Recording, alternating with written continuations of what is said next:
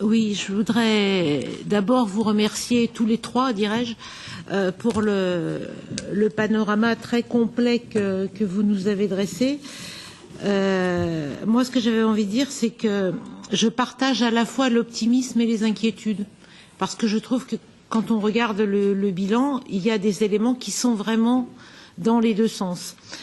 L'optimisme sur le fait qu'effectivement, il y a de moins en moins de pays qui exécutent, mais le fait qu'il y a des pays qui reprennent les exécutions, Soraya et comme vous d'ailleurs, on parlait des Maldives et des Philippines. Je mettrai un focus encore plus particulier sur les Maldives parce qu'il me semble que, sauf erreur de ma part, c'est un des pays où un mineur a été condamné. Ça me paraît important et grave.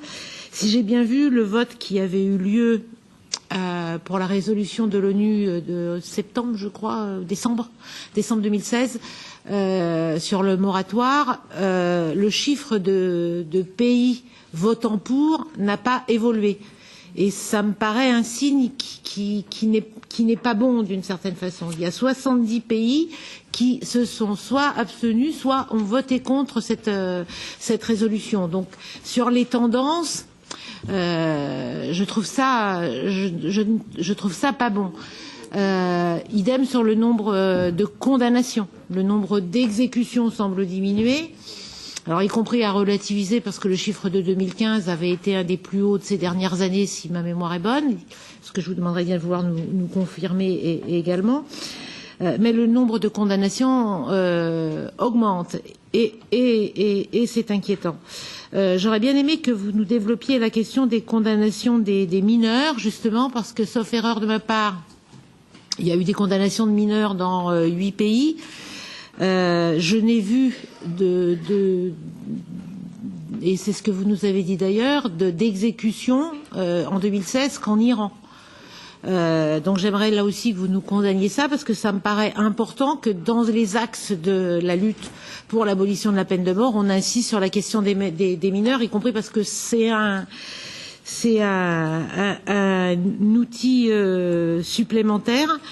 Je vous remercie d'ailleurs, parce qu'au-delà de ce qui avait été écrit, on parle beaucoup de l'augmentation des condamnations sur les questions de terrorisme, et moi, dans les choses qui m'inquiètent, tout particulièrement, il y a aussi les augmentations pour la toxicomanie, y compris en lien avec ce que vous nous avez dit sur la pauvreté, parce que les condamnés à mort pour cause de toxicomanie sont souvent des subalternes, je dirais, du trafic de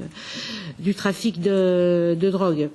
Je serais intéressée moi aussi à ce qu'on ait des éléments sur effectivement les pays où on entend des choses de mauvaise évolution, dirais-je,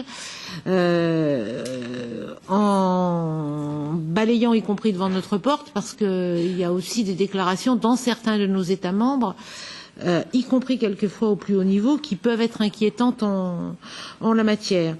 J'aimerais qu'on voit, mais ça c'est plus en interne et peut-être qu'on en rediscutera tout à l'heure, comment on peut être peut-être plus actif collectivement sur le réseau des parlementaires ou par rapport au réseau des parlementaires. Je rejoins ce qui a été dit sur la question de la campagne par rapport aux produits et outils. Ça me paraît une des choses efficaces parce que, sauf erreur de ma part, là encore, il me semble que ça a été un instrument très utile aux États-Unis et qui explique la diminution du nombre d'exécutions aux États-Unis, qui reste, rappelons-le quand même, le seul pays d'Amérique à continuer à exécuter des gens. Et puis dans les choses sur lesquelles il faudra que nous reparlions, moi je regrette qu'on n'ait pas une résolution en plénière. Je pense que c'est bien qu'on travaille ici, mais je pense que c'est aussi important qu'on ait une résolution en plénière. Et peut-être qu'il faut qu'on voit par rapport au congrès que vous nous avez annoncé de l'EPCM, comment le Parlement européen et particulièrement notre commission devrait pouvoir se mobiliser en la matière pour donner à voir à notre façon, mais en appuyant les choses à ce congrès, puisque vous aviez souligné le choix de Bruxelles en la matière, donc je pense qu'il faut que nous soyons présents.